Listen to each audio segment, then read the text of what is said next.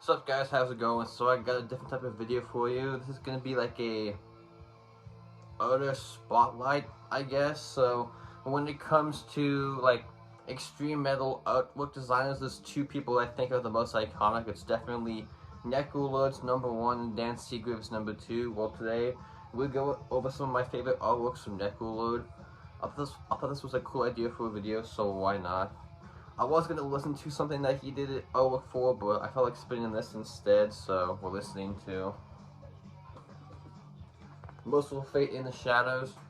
Super underrated record in my opinion, but I know people only seem to only say the first couple are good, but honestly, the three after they got back together are all solid. This, Time, and the one with Uninvited Guest. I don't remember the name of that record, but those are all awesome. The last couple, whatever, not that good, but those first three are definitely solid. Is it as good as Don't Break the Oath of Melissa? No, but it's still pretty solid, so take that for what you will. Let's go through Florida. And this isn't any like particular order ranked of which is my favorite. I just went alphabetical order. I looked at his Encyclopedia Metallum to see what he did. I just pulled that stuff by alphabetical order, so that seemed less of a pain in the ass than trying to rank my favorites, so. Atheist Elements, and I'm obviously going to talk about the music too. There's no point just saying, here's artwork, looks cool. That'd be kind of dumb, but Elements, their third record from 1993, definitely a completely different beast from their first record. Their first record is more like just kind of straightforward death metal. Slightly proggy, unquestionable presence is more like technical prog death. This is like barely even death metal anymore, but slightly a little bit musically, but they definitely go even further down the progressive jazzy route. But the album after this, Jupiter, I'm not a fan of, but their first three records were definitely awesome. And it took me a while to get into anything after Piece of Time, but I like their first three records now. But anyway, this artwork you can see. Yeah, so with this one, let's do this. So you have very spacey looking. I like how he used the different, like similar colors, but they don't like blend together. So that'd be very easy to do something that's in a similar color and make it look like a clusterfuck. But very spacious and futuristic looking. If you look at it, all sorts of different details. You can see like the little skulls and these like time capsule things. Another skull here. The futuristic robots. This like alien dude breathing fire. You can even see inside the circle those different pieces of artwork like very vaguely. This looks like Earth, kind of like the continents and like water. I'm not sure if that's part of it though. This looks like the top of Africa maybe, but. And then even the logo is very, like, they changed the color of the logo based on the artwork, which I think is a nice touch, because some bands don't really do that. When they stick with one color, which kind of doesn't look right sometimes, but I think this one they did a nice justice, so yeah. Alrighty, next up from 1996, I think this record came out. Bathory, Blood on Ice. He also did the cover for Nordland 1 and 2, but those are more kind of simplistic and less going on, so I figured this would be a better album artwork to show. Plus, I like this album better than either of the Nordland records. Probably my favorite of the Viking stuff, either this or Twilight of the Gods, which I'm not a huge fan of Hammerhead, but I don't know. This is some of his best Viking songs, like Blood on Ice, Man of Iron, One-Eyed Old Man, The Wood Woman, The Lake, Gods of Thunder, Wind and Rain. But this one you can see, very simple, like mainly two colors, the blue of all this stuff, then the red and the silver of the sword, which you can see the old man, like One-Eyed Old Man. Then I guess you could say this is like an homage to Blood, Fire, Death with like the Viking stuff. Nice snake, mountain, hills. Look close, you can see the little wolves right there. Looks kind of crappy on camera, but you can see them, like the little red eyes, but yeah. Definitely, probably the best cover art they did. Well, either that or Blood, Fire, Death, but it's not from Necrolord, so it might be in it, obviously, but yeah. Awesome, and then even the back is just like a close-up to a certain part of the record, so awesome. Yep. Killer record, my favorite Viking era Bathory record, and definitely. If I had to do some like crazy top 50 favorite albums of all time list, I could potentially have like 3 albums by Bathory on this list, so yeah. Check it out, Blood on Ice. This is from 1993, I think? 92, yeah, 92. Cemetery, Evil Shade of Grey, their debut record. They're one of those bands where their first 3 records completely sound different from each other. Like this is like straight up just Swedish death metal. Their second record's like kind of death doom, and then their third record's like gothic metal, which don't tell anybody, but I kind of like that third record. I know it's kind of bad, but I kind of enjoy it. But yeah, this one you can see like I wish I had an LP of this, but the vinyl's pretty damn expensive and hard to get because it was put out on black market, and all the black market stuff's a pain in the ass to get. But you can see this one, like it looks very much like not really a cemetery, it's more like a swamp, which is, this kind of fits the artwork because it's like mysterious and spooky sounding, which definitely fits this album because, especially the guitar tone, they do a weird like pick scraping guitar technique, which I don't know how they do that every song, but you see in the like ghost thing, like the very big nice detail on this.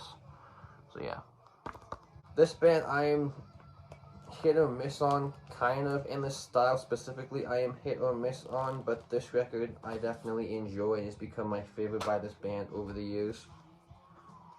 Tranquillity, The Gallery. So their first three records were definitely their best. Sky Dancer, this is their second, and then The Mind's Eye. I also like Damage Is Done too, and then besides that, not bad, it's not really my cup of tea, but definitely I think, what's the one song on here that's my favorite? Listen to the song Midway Through Infinity, or The Emptiness From Which I Fed. That's definitely the two best songs on this record. Or the opening, Punish My Heaven. So yeah, definitely one of the best mid-90s mellow death records. So you can see another record like the Bathory would just utilizes like 2 or 3 colors. So this one's obviously red, purple, and a little bit of blue. So I don't know what this is supposed to be, like a very weird like staircase and then like different pictures, but you can see inside the like peacock and then the trees, and then I know it's kind of a pain in the ass to see, not on vinyl, but whatever. So yeah. 1995. Dismember, Massive Killing Capacity. Now is this as good as artwork as the debut?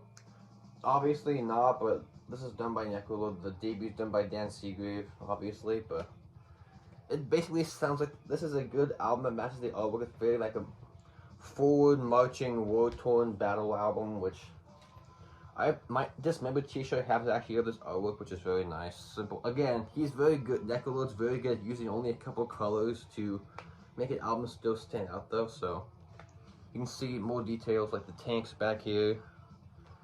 More tanks, pile of skulls, more skulls, the skulls, you can see like the shelf file, like even though he's staying still, he looks like he's in motion, so that's another good thing he is good at, is making a staying still object look like it's actually doing something instead of sitting there. So yeah, the little details of the cannon fire being shot too is awesome, so let me show you that better.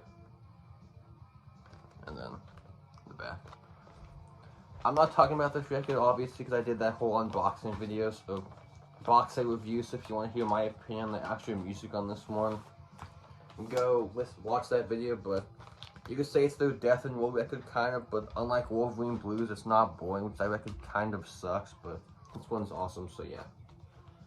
If you want to listen to a song on this, I suggest I Saw Them Die, the title track, Unfrozen Fields, or War Dead. Definitely my favorite, so yep.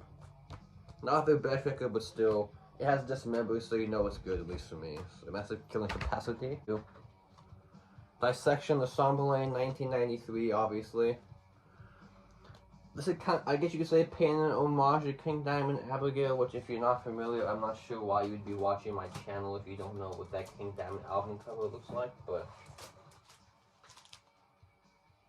I mean, this is 87, 93, so I'm assuming the guys in Dissection were fans of the Kings. That'd be kind of odd if they weren't, but anyway, another one that's just one color, blue, but like the slight little details you could see, like the grays and the whites made this pop, so very cool. I have a t-shirt of this one.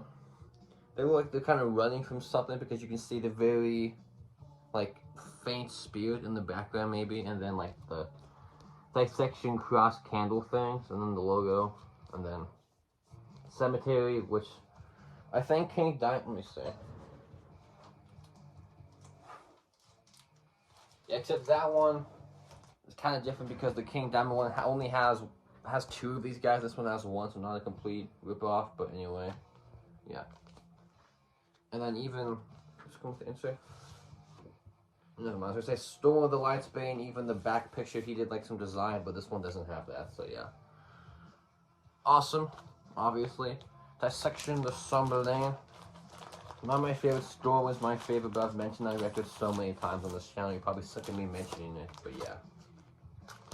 Dissection, the Somber Lane. Alright, so this is one of the few times where a band can follow up a classic record with a sequel and it doesn't suck. So King Diamond, I'm looking at you, because that Abigail 2 was pretty much garbage, but this one is definitely not. And is it as good as the first album? And is this record as good as part 1? No, but it's still very solid. So it's Edge of Sanity, Crimson 2, their last record to date from 2003, which one thing that was kind of odd is that it was just Dan Swano. He didn't do vocals in this. I'm not sure why, because he's a great death metal vocalist, but he had Roger Johansson do vocals. Yeah, I'm not sure why he made that decision, but anyway. Definitely, I would say the most unique record. There's a bunch of, like, other instruments, too, which, like, flute and stuff, and there's some kind of odd, clean vocals, which occasionally took me a minute to get used to, but once I warmed up to it, I really liked it, which, awesome. This one's just this plain orange. You can see the little crack. Is there a face? No, it looks like a phoenix, kind of, and then you can see, like, the same ladies on the back. That's another thing that, what put this up? Black Mark. Yeah, Black Mark likes to be kind of lazy and use different pieces of artwork for the inserts, so you can see, like, the lady from the front is on there, and then a close-up of the actual main artwork is there, so yeah. I'm not sure what this is supposed to be, like a busting, like, fire thing, but oh well. Awesome. Is it their best record? No, not one of my favorites, but it's still very solid, so yeah. Emperor and the Nightside Eclipse.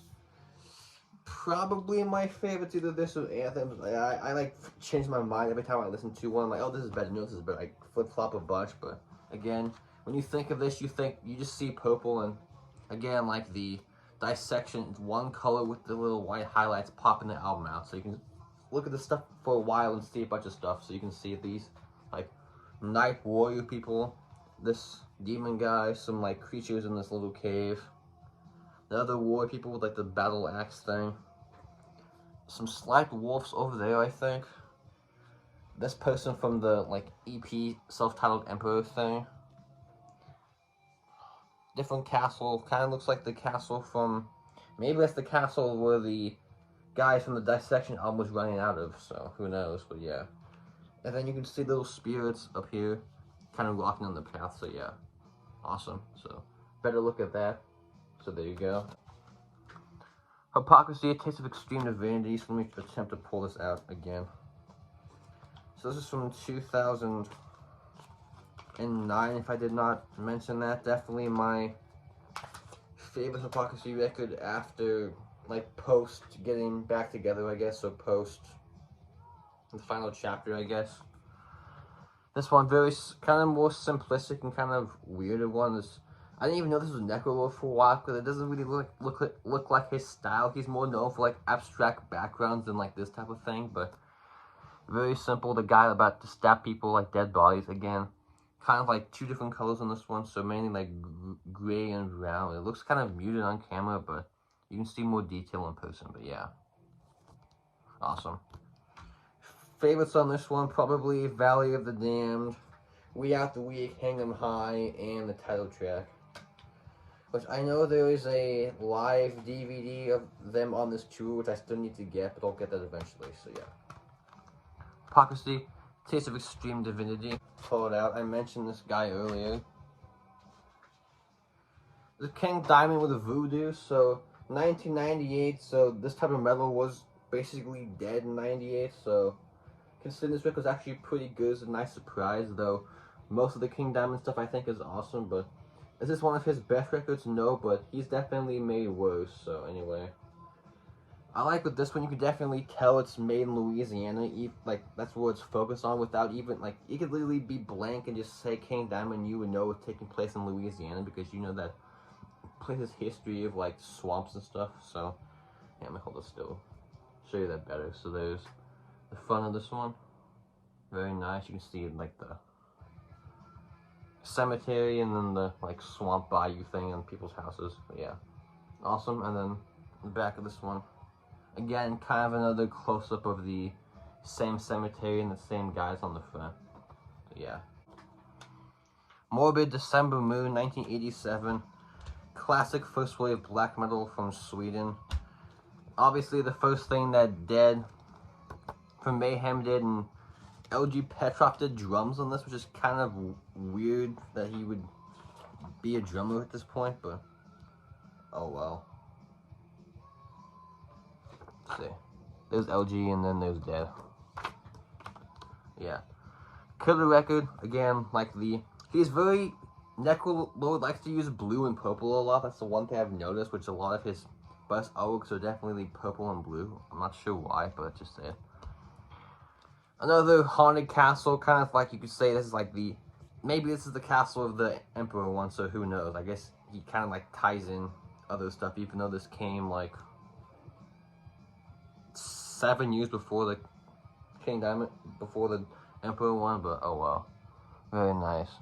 Nothing really hidden except these two wolves that are kind of hard to see, but that's really it. This is more of one of the most simplistic ones, but yeah. This next band, I'm pulling out 3 records, but I have a reason why, and I'll explain that in a minute. So this is Necrophobic with Darkside, 1997. Again, another castle, and the gargoyles. Nice logo, so. The reason I pulled out 3 is I think these all have like he's only done 3 albums by Necrophobic, the artwork, and I think they all kind of go together because you can see this one. So this one, see the castle, alright, castle in the back. Another close-up of the castle, but even closer. And then, like you're inside the castle, so it's like a zoomed-in shot of that castle for every artwork, so you can see it's him getting closer and closer, which might be difficult, so yeah. I don't know if he planned that, but I'm assuming he did, but like I said, there was a big gap between him doing artwork, because this was 97, this was 2018, so 21 years it took him to do another one, so I don't know if he accidentally did that on purpose, or he kind of planned it, but oh well. So yeah, you can see this one. This one's even, this one's probably my favorite because it's the most detailed, so let me pull that out. Honestly, Darkside, even though it's my favorite of the 3 records, kind of has the most boring cover art. This isn't great, but I still think it's pretty iconic. So this one, a lot more details of the inside. You can see like the more stone gargoyles, like fire. It looks like smoke, kind of. You can see it's like smoke going inside the castle, so it's definitely like fiery and smoky, which is another thing he's good doing. Is like you could like tell it's a certain temperature by the paintings he's using. So this one looks very hot, but some of the other ones look really cold. But yeah, awesome. Niflheim, Devil's Force. Again, the subtitle's my favorite, but that one's pretty expensive on CD, so I don't own that one. But one of the ones that's definitely using a lot more colors than usual. It's not just like one-dimensional thing. See the devil, like very fiery, hot in hell, like the melted like stone, and then he's holding somebody, which you can kind of vaguely see. But yeah, awesome. Killer Swedish Black Thresh, which unfortunately they're broken up, but they were supposed to play MDF last year, but they canceled, so that was a bummer. I was really looking forward to seeing their set, but whatever, what you gonna do? So yeah, check it out. Niflheim, Devil's Force, 1998, I think. Yeah, 1998. Killer Black Thrash from the Swedish Maniacs. Alrighty, last 3, another classic. I think I have one newer one, but this is another black metal classic with the purple artwork. This one is 1996, I believe. Sacramentum, Far Away from the Sun. Again, another one of him using the purple and like castle design, which But I don't think this would be nowhere near as cool if he didn't use the like slightly like white thunder highlights, which you can barely see. If it was just the clouds, it'd be kind of boring. But to me, those like white thunder highlights definitely make this album cover what it is. So you see it better on camera. Anyway, classic of mid-90s Swedish melodic black metal, which I'm sure you all familiar with this record. So yeah, I don't really need to speak about it, but yeah. Nothing really hidden. That's only one thing I wish he did was I wish he put like a little like a hidden guy up here or something. It looks kind of empty and pretty weird that there's no one there, but oh well. It looks like there's about to be like some crazy dragon inside the castle you're gonna have to fight, so some of the song titles are even good, like Fog's Kiss because of the fog, obviously. Far Away from the Sun because there's no sun. Blood Shall Be Spilled, yeah, because the dragon. When Night Surrounds Me, it's nighttime, obviously. Probably Cries from a Restless Soul, and yeah, those are the 5 that are definitely good artwork, good songs that match the artwork. So anyway, that's the friend. And then, like the Dissection, Storm of the Lights being, he did a cool like little drawing for the album for the members. So yeah. So this is one that I'm sure a lot of you are not familiar with, but these guys have been one of my favorite thrash bands for a while, which is odd because they're newer, but they were formed in 2001, so I guess it's considered, you can say it's kind of old at this point, because when they formed I was only 3 years old, so whatever. From Greece, I think Athens, but I know it's Greece for sure. Suicidal Angels is pretty glossy. So Suicidal Angels, Serenity, the Sanctify, the Darkness. So 2009, I think, on Flogger, which that makes sense because they're. Let's see what's it saying. Yeah, Flogger, and they also signed a Nuclear Blast too. But I think they're signed to a subsidiary of Nuclear Blast, not Nuclear Blast Direct. But oh well. So super aggressive kind of thrash metal, but it actually sounds older because a lot of the newer thrash bands, they try to sound modern, but these guys don't. They definitely imbibe that old school spirit of the old stuff. So yeah, favorites on this one probably Bloodthirsty, Lies, No More Than Illusion, Beyond the Lies of Church, and Morning of the Coast. Which Morning of the Coast, definitely a good song title for this because it looks like someone that's been cursed and they're forever stuck in a frozen position, cursed for all time because they have the little like hourglass thing, and then more people that have been cursed but they are kind of dead instead of not. Well, he's dead too, but you know what I mean. So anyway, awesome. Their second record, if I didn't mention that, so let me show you the gatefold. Put on this. Is it black? Yeah, it's black vinyls. Nothing to show you that there, but their first record is more like, not black thrash really, but more like raspier, because the debut I would say has more in common with like the debut I'd say is like a mix of like the first Sepultura, first Creator, first Slayer, that type of thrash was like more like raspier, which they got, I would say they kind of ditched that here going forward. These became more straightforward, but anyway. They're still super aggressive though, but you know what I mean, so yeah. The last ones from, I think, 1992 with 2019 reissue. Tiamat Clouds, probably my favorite record by them, either this or Wild Honey, but it depends on my mood, so. Another band like Cemetery, their first few records all sound different. Their debut is more like Swedish death metal. I haven't really spent that much time with the second record, so I don't really remember what that one sounds like, but this one is like